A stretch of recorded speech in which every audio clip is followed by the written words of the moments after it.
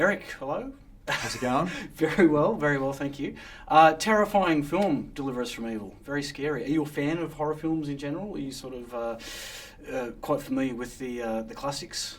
Yeah, probably more so the classic. I'm not a fan of kind of slasher horror, but I do like really good old school tense. I prefer eerie horror to straight out, crazy horror, and that's why I jumped on board because I love Scott Derrickson's work and knew this would be something different. Yeah, right.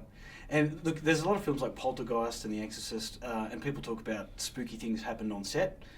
So, kind of like creepy things would happen. Did anything happen on the set of this film which was a little bit odd? Absolutely. The oddest thing was that absolutely nothing happened. All right. I was really prepared to, ring up my mate Ralph, who I was portraying, and have him come in and,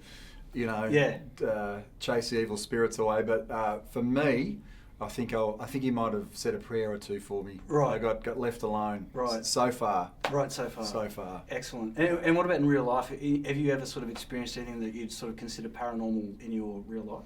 No, just, I guess like anyone else, a lot of instinct stuff, but nothing that's truly worthy of, selling the house and moving into a different neighborhood.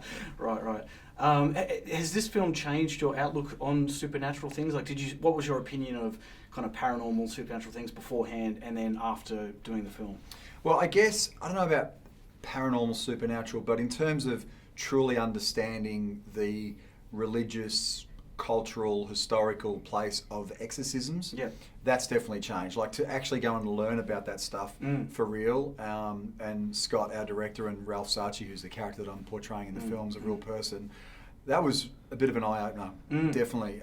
So I'd say I went in quite pessimistic and came out just a bit more open to what's going on out there. Right. And Ralph's a fascinating character. I've seen video footage of him, and he's a real hard nut sort of. He's the real deal, like a real tough nut cop, and the fact that he does this is fascinating. Do you get to spend much time with him and sort of learn, about what he does? Yeah, well, he was on set every day, so okay. I had him for about 2 weeks in pre-production, and then his official job on the film was as police advisor, not exorcism advisor. He was there to make sure that the NYPD, because we're talking about we're portraying cops from the toughest square mile in America at the time, and he wanted everything to be right. But no, we kind of, to be honest, most of the time we just spoke about motorcycles. We didn't talk too much about the subject matter. I would sort of pick up on him just by osmosis. He's probably one of the most intense people I've ever met in my life. So there's a bit of that, I think, in my character on the film, because that's how he is, and I probably pickpocketed him a bit of that stuff. Right.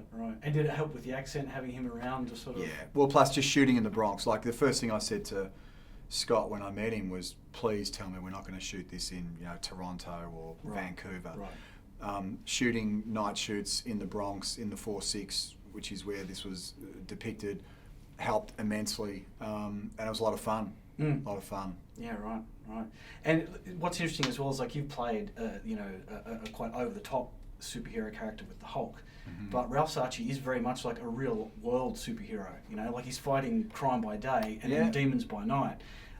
And I guess, was it hard to get in the mindset of someone like that? Because again, as you said, he's a very intense character. Yeah. And he's just, it seems like his whole life is dedicated to fighting evil. Yeah, it's a really interesting parallel actually, but I guess what was fun for me, like when I read the script, I realised that he's not there yet as a character. Like the character that we have in this film is a, hard as procedural cop in the Bronx investigating real violent crime, who then gets led down this path to consider that something else could be at play. So the film, for by and large, is a cop procedural thriller that dabbles in being a horror film. So I saw that genre mix up as being something really exciting, and the character of Ralph starting out being super pessimistic, and then kind of, we get him, I won't tell you how far we get him down that road, but we move him along, and that was a fun journey. Yeah, right. So in terms of like him being on set every day, he didn't actually talk about any of the full-on kind of spooky exorcist stuff that he did? He would, but it was, I overheard a lot of stories. I decided that I was going to get more out of him by not asking him stuff directly and just to hang out. So inevitably I would overhear him telling stories, and you could always tell when Ralph was telling a story because the work would stop. People would just be freaked out. And, Right. prop guys would sort of stop what they were doing and listen in. And so it was kind of fun seeing the reaction of his storytelling on a lot of the crew and visitors to the set. But there's a real sense of purpose and believability to his stories that are pretty mesmerising. Yeah, absolutely. And watching the film as well, there's like a lot of rain, but I heard that wasn't really a special effect. It actually just kind of pissed down raining a lot of the time during film. We had a crazy, really hot, wet summer in New York last year, and the film wasn't meant to be as wet as it is, and so a lot of time we'd get pelted on and then have to match it. So you'd spend the rest of the week with the fake stuff, which is far worse than the real stuff, unfortunately, but just adds to the, and like I say, being on location, there's only one sequence in the film that's in a studio. The whole film is there in the Bronx, in the real police stations, in people's houses, basements. So it was pretty gnarly, but it adds to the production design for sure. Yeah, there's a lot of grim sets, a lot of those houses you wouldn't want to live in that you see in the film. Yeah. And let me ask you a completely different film altogether. The Castle, which is probably one of your most beloved films here in Australia. Another scary movie. Do you get that quoted back at you regularly? Which one? From the Castle. Do people sort of like yell Castle quotes at you on a regular basis? Occasionally. I mean, I'm very aware of how beloved it is, and it's a film that just keeps holding traction. All these years later. Which doesn't surprise me, simply because out of all the films I've been involved in, that still today is the greatest cast read-through of a script ever. Right. It was absolutely hilarious. It was so well written.